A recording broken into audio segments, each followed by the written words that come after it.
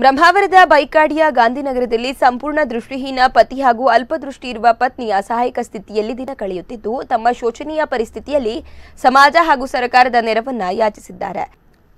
ಈ ವಿಷಯ ತಿಳಿದ ವಿಶು ಶೆಟ್ಟಿ ಹಿರಿಯ ನಾಗರಿಕ ಸಹಾಯವಾಣಿಯ ರಂಜಿತ್ ಜೊತೆಗೆ ತೆರಳಿ ತುರ್ತು ಆಹಾರ ಸಾಮಗ್ರಿಗಳನ್ನು ಪೂರೈಸಿದ್ದಾರೆ।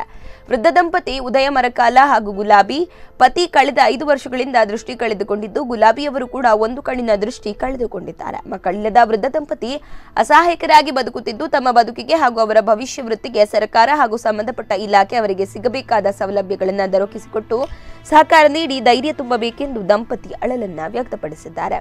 ಪತಿ ಹಿರಿಯ ನಾಗರಿಕರಾಗಿದ್ದು ಸಂಪೂರ್ಣ ದೃಷ್ಟಿಹೀನರಾಗಿದ್ದಾರೆ। ಇವರಿಗೆ ಸರ್ಕಾರದ ವಿಕಲಚೇತನ ವೃದ್ಧಾಪ್ಯ ವೇತನ ಸೌಲಭ್ಯ ವಂಚಿತರಾಗಿದ್ದಾರೆ। ಮಡದಿಗೆ ಬರುವ 600 ರೂಪಾಯಿ ವೃದ್ಧಾಪ್ಯ ವೇತನಕ್ಕೆ ದಿನ ಕಳೆಯಲು ಅವಲಂಬಿತರಾಗಿದ್ದಾರೆ। ಸಂಬಂಧಪಟ್ಟ ಅಧಿಕಾರಿಗಳು ತುರ್ತಾಗಿ ಅವರನ್ನ ಭೇಟಿ ಮಾಡಿ ಅವರಿಗೆ ಸಿಗಬೇಕಾದ ವೃದ್ಧಾಪ್ಯ ವೇತನ ಹಾಗೂ ಮೂಲ ಸೌಕರ್ಯವನ್ನ ದೊರಕಿಸುವ ವ್ಯವಸ್ಥೆ ಮಾಡಬೇಕಾಗಿ ವಿಶು ಶೆಟ್ಟಿ ವಿನಂತಿಸಿದ್ದಾರೆ।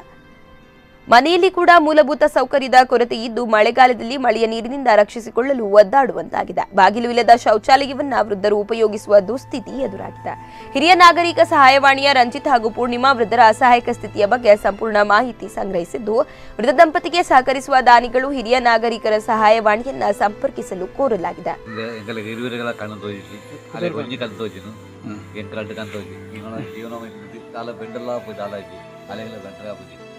ಸರ್ಕಾರ ಸಹಕಾರ ಮಾತಾಡ ಸ್ವಾಮಿ ಉದಯ ಸುವರ್ಣ ಉದಯ ಮರಕಲ ಉದಯ ಸುವರ್ಣ ಅಲ್ಲ ಗುಲಾಬಿ ಅದೇ